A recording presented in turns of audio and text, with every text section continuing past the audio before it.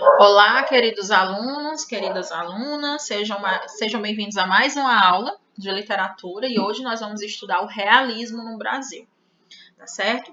Na primeira aula nós estudamos o romantismo no Brasil e agora na segunda aula o realismo no Brasil, tá bom? Bom, gente, o marco inicial, né, do realismo foi na segunda metade do século XIX lá na Europa. Lembram que na primeira aula eu disse, né, que as escolas literárias surgem lá na Europa, depois é que aparecem no Brasil? Então, o realismo surgiu lá na Europa, né, mais especificamente na França, e depois ele veio para o Brasil, tá bom? E a inauguração, né, do realismo aqui no Brasil foi com a obra de Machado de Assis, Memórias Póstumas de Brás Cubas. Talvez vocês já tenham ouvido falar dessa obra de Machado de Assis. Se não ouviram falar, já devem ter ouvido falar, né, no grande escritor Machado de Assis, tá certo? Então, Machado de Assis é uma figura do realismo aqui no Brasil.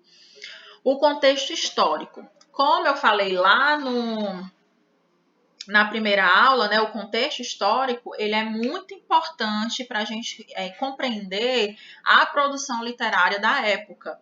Então, o que é que estava acontecendo, né, aqui no Brasil durante esse período aí? O final do Segundo Reinado, né, a abolição da escravidão, né, a Lei Áurea, a proclamação da República. Então, tudo isso influenciou na produção literária, tá certo? Aqui do lado esquerdo, ó, vocês podem visualizar essa pintura, né? Essa pintura, gente, mostra a realidade, né? O realismo, realidade, o real. Então, essa escola literária, ela veio para mostrar a vida cotidiana das pessoas, tá certo? Percebam aí, né, que a gente tem pessoas trabalhando, né, o dia a dia dessas pessoas. Então, é uma situação realista, tá bom? O Machado de Assis aqui eu coloquei para vocês visualizarem esse grande escritor brasileiro. É a figura mais expressiva da corrente realista, foi Machado de Assis, né? Pela excelência da obra que determinou um salto qualitativo e que marcou a maturação das nossas letras. Graças à originalidade de seus textos e à fina percepção sobre o ser humano, Machado de Assis tornou-se um dos escritores mais admirados de seu tempo. E não só de seu tempo, mas até hoje Machado de Assis ele é considerado um dos maiores escritores da literatura brasileira, tá certo? Eu coloquei aqui, né, o link do filme Memórias Póstumas de Brás Cubas, né? Na verdade, o livro que foi pro cinema depois, né? Se transformou em filme. E esse filme ele está disponível lá no YouTube, tá bom? Eu vou deixar o link para vocês, vou disponibilizar, caso vocês tenham interesse. Assistam ao vídeo, ao filme, na verdade, para vocês entenderem, né, um pouquinho dessas características que nós estamos vendo aqui, lá na obra do Machado de Assis, tá certo? Além do Machado de Assis, lógico, temos outros artistas, né, outros escritores, como Raul Pompeia, né, esse carinha aqui, ó, que escreveu Ateneu, que também é uma obra, né, muito marcante do período realista.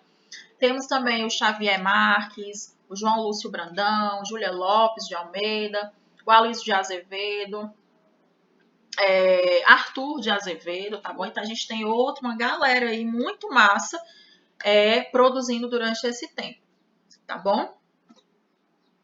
Então, gente, vamos aqui. Quando a gente fala de realismo no Brasil, né, a gente está falando de manifestações literárias em prosa. Lembram que no romantismo a gente viu a poesia e a prosa? Pronto, aqui no realismo, né, as obras elas vão se manifestar em prosa, tá certo? Então, o romance, né, lembra que a gente viu o romance, que é uma narrativa longa? O romance, né, é um romance social, né, então vai tratar da sociedade, da realidade da sociedade, né, um romance psicológico. Esse romance psicológico, né, é o pensamento dos personagens, né, um romance de tese. E quando a gente fala em romance de tese, a gente está falando de um romance que apresenta um ponto de vista, tá certo? Então eu coloquei aqui, ó, o século XIX, né, foi pródigo em transformações de toda ordem. políticas, econômicas, sociais, filosóficas e, sobretudo, científicas. Dentre as correntes de pensamento, destacamos o positivismo de Comte, o determinismo de Taine, o evolucionismo de Darwin, né, a teoria da seleção natural, o marxismo de Marx e a psicanálise de Freud. Então, gente, ó, entendam. Por isso que é importante a gente compreender o contexto histórico. Então, além do contexto histórico, né, a gente tem essas correntes de pensamento, né? Positivismo, determinismo, e essas correntes elas vão influenciar sim na produção literária.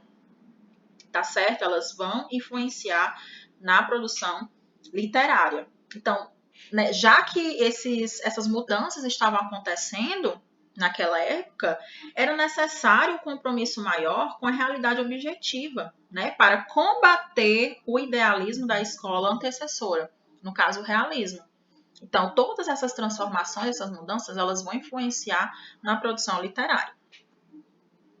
Então, vamos aqui ver, né, algumas características Vamos começar, né, a falar sobre esse romance. Como é esse romance realista, né? É uma narrativa mais preocupada com a análise psicológica. Ó. Lembra que eu falei anteriormente? A análise psicológica, ou seja, o pensamento dos personagens, fazendo crítica à sociedade a partir do comportamento de determinadas personagens. Faz uma análise da sociedade, né, por cima, visto que as suas personagens são capitalistas, pertencentes à classe dominante. A literatura realista deixa de ser mera distração e passa a se preocupar com a crítica a instituições, como a igreja e a hipocrisia burguesa.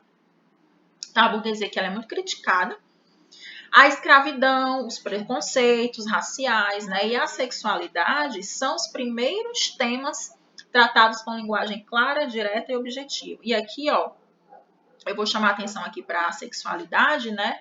A gente vai encontrar aqui os primeiros casos, né, de romances homossexuais aqui no realismo, tá certo?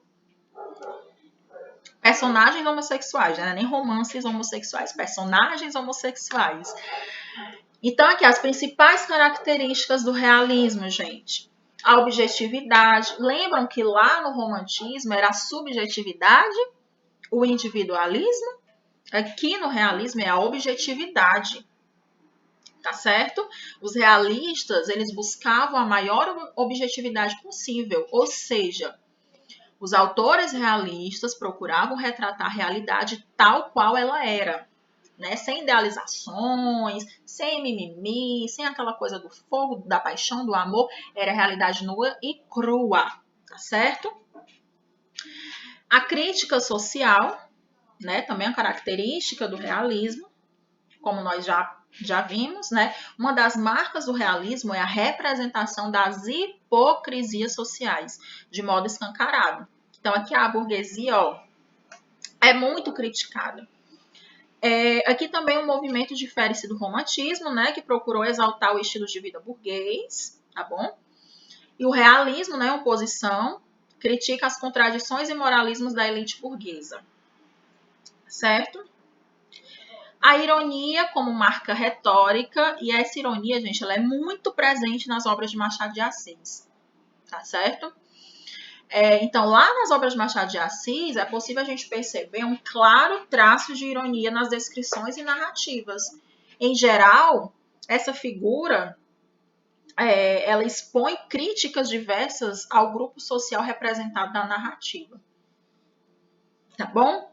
O enfoque em descrições psicológicas. O realismo brasileiro retratou não só parte externa da sociedade brasileira do final do século XIX, mas também representou uma excepcional descrição dos valores e dos pensamentos das personagens narradas.